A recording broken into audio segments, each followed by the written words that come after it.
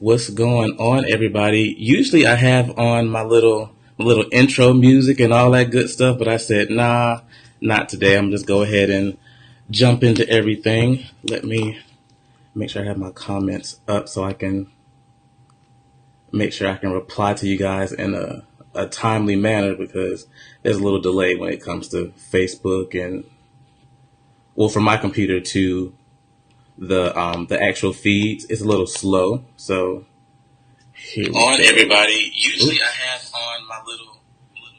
As you can tell, this is not scripted at all. Not scripted. It's really going to be a little raw today. So, so yeah. So someone asked me about things you should ask a designer to, so that you won't get burned, like things to avoid getting burnt from a designer. I've had a lot of people, on a previous post that I put up, a lot of people was asking, well, a lot of people said they got burnt by a designer. Hello, hello. I see some people coming in. I do not want to jack your name up, so I'm not even going to try to pronounce that. But thank you for tuning in. Come on, let's jump in. Right. So, one thing that the number one thing I highly suggest before hiring on a designer is vetting them out. Make sure that you guys vet them out. There's a lot of people out here that call themselves designers and I don't even want to get into that, but a lot of people call themselves designers and they just do it for either like to get some quick money or whatever their issue might be. They don't really do it because they love design. So I would definitely say vet the person out. I would go through their portfolio, see who they've worked with. You can Google whoever they work with. You can Facebook them, Instagram, see whatever social media they're on. Contact them, ask them, hey, I saw that so and so did whatever for you. How was your experience working with them? And just see what they say. Act like it's a job interview, like, well, not a job interview, but well, yeah, a job interview. Ask for their references, see who they've worked with, because I promise you, if they are going to burn you, that 9 times out of 10 they burnt somebody else. So you definitely want to kind of go through and do your vetting process. I would highly, highly, highly suggest doing a vetting process. And to be honest, that's the number one reason why I started to do videos, because I want people to know that I'm not a fraud. I want people to know that they can trust me when it comes to their brand.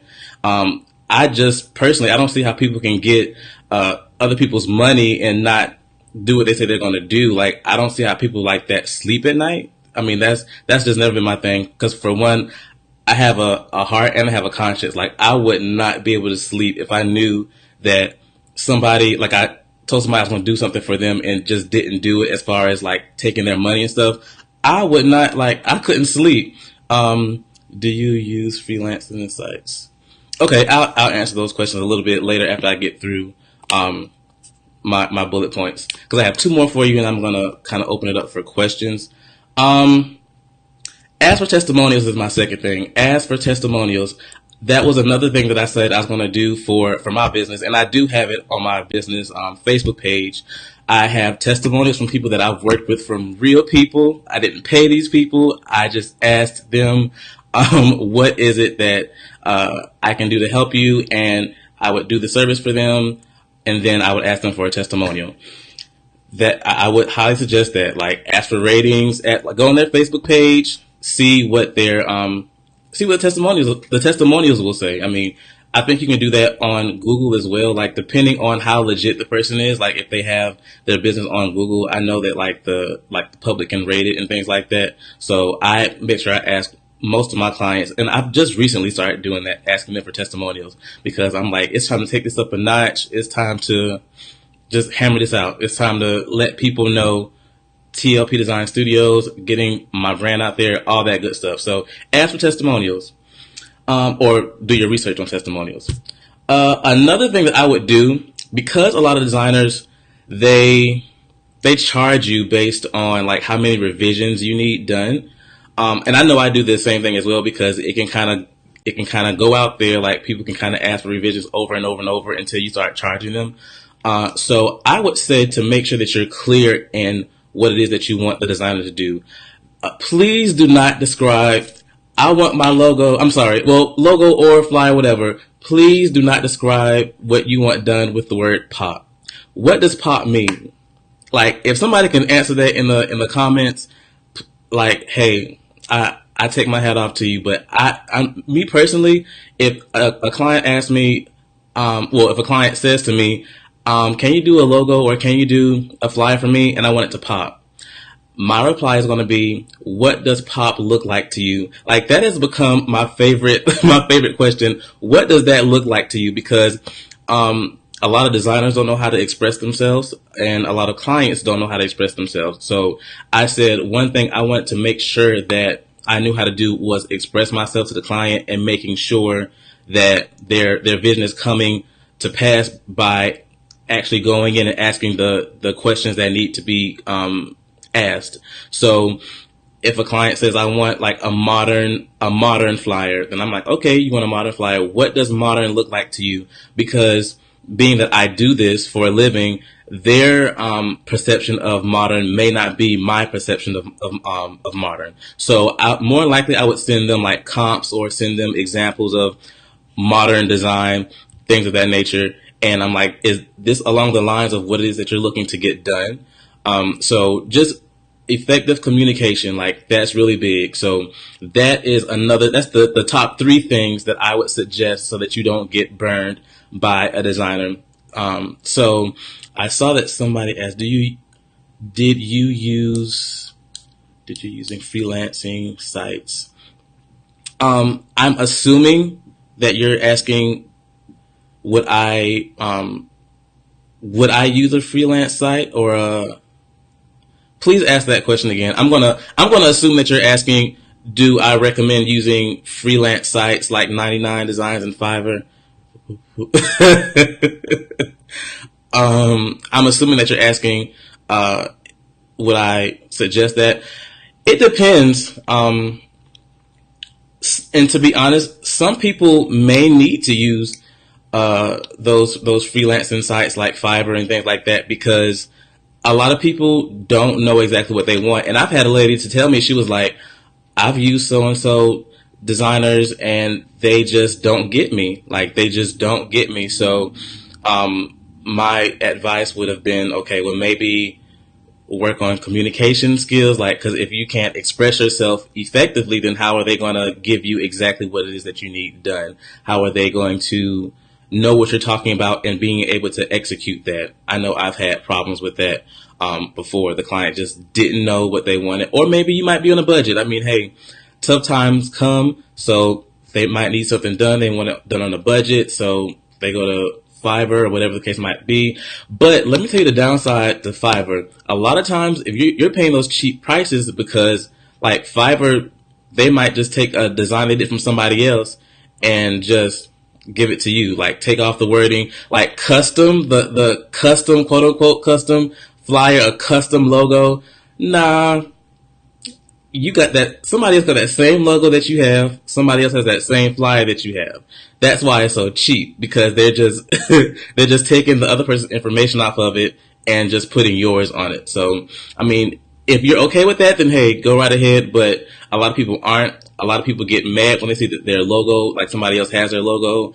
They want to go into legal stuff. But I mean, that's what happens when you go to 99 Designs and Fiverr and things like that. How much do you charge for logos? So I charge different prices depending on what you might need done as far as a logo. Some people, and to be honest, I said this before, I don't really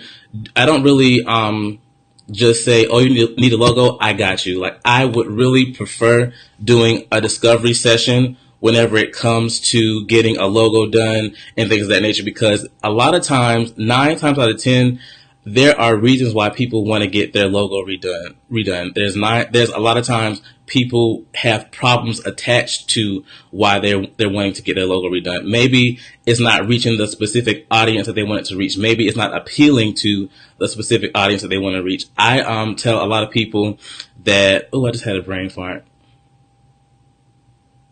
Oh, there it goes. So I tell a lot of people, I would rather do a discovery session with you so that we know exactly what it is that we're up against, why you're making this move, or what is motivating you to make this decision, and then we go based on that. So it really varies when it comes to logo design with me. So that's why I don't really just disclose that, because a lot of times it's deeper than just I need a logo. I had a lady to come to me one time and she was like, I want a logo done. I know how I want it to look and all that. I just need you to put it together for me. And I'm like, okay, so what, like, how did you just come up with this logo that you wanted me to do? Like, what made you decide that you want the logo to look like this? You want it to look like that? Like, what made you decide on that? And she wasn't able to answer that for me. So it's really different. It's kind of like when you go to a doctor and you're like, depending on how detailed or how thorough the designer is, it's kind of like going to a doctor and it's like, hey, my eye hurt. I already know. I did my research. It's red eye. I need some medicine. That doctor's going to be like, well, I'm glad that you've diagnosed yourself. Now let me do my job and let me see exactly what's going on. Because if I let you leave out of here without doing my job properly and thoroughly, then I'm not a good doctor. Make sense? So thanks. I'm going to put pro style. Okay. But yeah, let the designer do their job. So you want to definitely make sure that you kind of, sorry. It's okay. It's okay. Even though I am kind of winding down, but yeah, I'm glad that you joined, Tamika. But yeah, you guys, it's a lot that goes into design. It's a lot of things that are kind of sketchy when it comes to other designers. But yeah, just to kind of recap for Tamika, I said, some things that you should do to avoid getting burned is making sure that you're vetting the person out. Want to make sure that you're looking for testimonials or asking them for testimonials, and you want to make sure that whenever you're describing whatever it is that you need done, make sure that you're being specific whenever you're telling them that you need something done. Like, don't use the word pop, because we don't know what pop means. Like, if somebody comes to you at your job, your boss, oh, I want you to do so and so, I want you to make it pop. I'm like, so what does pop mean? Like, what do you mean you want it to pop? So I'm assuming you want it to look nice, but I mean, why would you come to a designer and you're not getting whatever done and it's not looking nice? So it's kind of like, I need you to go more into detail about what this pop look like.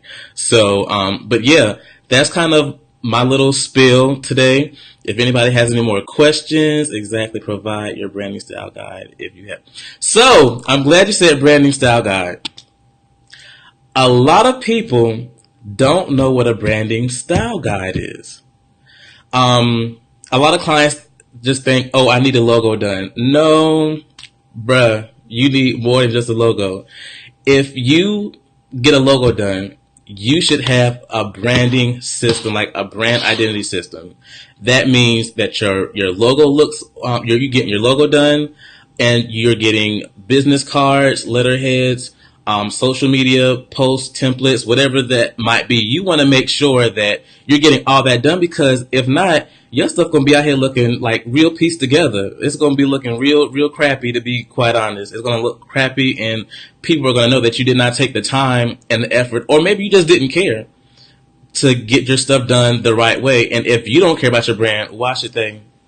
If you don't care how you show up on social media, on social media, why should they care? Why should they pay you top dollar and you don't care how your branding looks? I'll wait. I will wait. So, like, if you don't care, why should they? So, back to what I was saying, a lot of people are like, I just need a logo, I need this, I need that. Logo. Right, jacked up, out here looking crazy in these internet streets. But you want to make sure that you get all that done.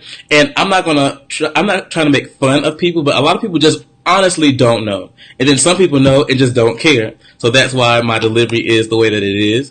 But you want to make sure that everything looks seamless. You want to make sure that everything looks one way. Like, you want to make sure that they see a flyer from you, and because of your branding style guide, they can tell that it's yours without even looking at the logo.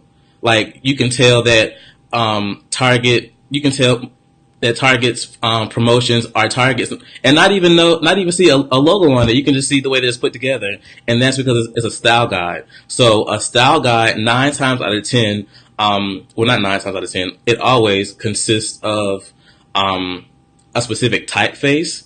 So that typeface is to always be used in anything that you put out when it comes to your business. It has a color, a specific color, or specific colors that are to be associated with your branding. It has sometimes it even has photography. The photography has to look a specific way. It always has to be well lit. It always has to be however the case might have been. I know I've worked with Lowe's Home Improvement. I've worked with Food Lion, and all of those places have style guides. All big companies, and it doesn't even have to be a big company. It's just that they care about how they are out there in social media. You want to have a style guide because you want all of your things and all of your collateral to look consistent. So it has fonts, colors, like even the colors are like down to a T, like to the code, so that whenever you're getting it printed, it doesn't look a different color than when it's online. Like it's so many things that goes into a branding style guide, but a lot of these smaller companies, they choose not to even be invested in that, and that's really not a good thing. It's really not. But I mean, hey, if that's what floats your boat, then go right ahead. But if you're watching this video, you can't say that you didn't know because I just informed you. So let me see. I think logos can be targeting and can purpose all branding. The client always coming. The client always coming, only designing a logo. Right, the client always just wants like a logo done, and like, I just want a logo. And I'm like, that's like going to the hospital. I just want the head of my baby. I don't want the body. Just give me the head and I'm good. I'm out. That's all I need. Just the head. Those can be targeting. Yes, logos can be targeting. That's why I did my branding for profits webinar. Guys, that I call branding. Branding is very similar to matchmaking. This is good tips. No. Yes, Star, yes. So branding is like matchmaking. If you trying to hook the pastor up, you're not gonna present him with none of these hoochies out here on these streets. You're just not gonna do that. Because the pastor is looking to have a first lady, somebody that can treat the what you call them, the members right, all that good stuff. You're not gonna match up a pastor with a lady of the night. I'm gonna call it that, a lady of the night. You're not gonna hook a pastor up with that. Not, at least not most pastors. You're not gonna do that. But most pastors, they want a specific type of lady, or if it's a woman pastor, they want a specific type of man. They want it to be a specific way, and it's the same way with your branding. If you are charging $1,000+ for your services or your product, but it's looking like Microsoft Word that you just kind of printed out, then they're gonna be like, wait, what? They're gonna be like, so you charging $1,000 for this?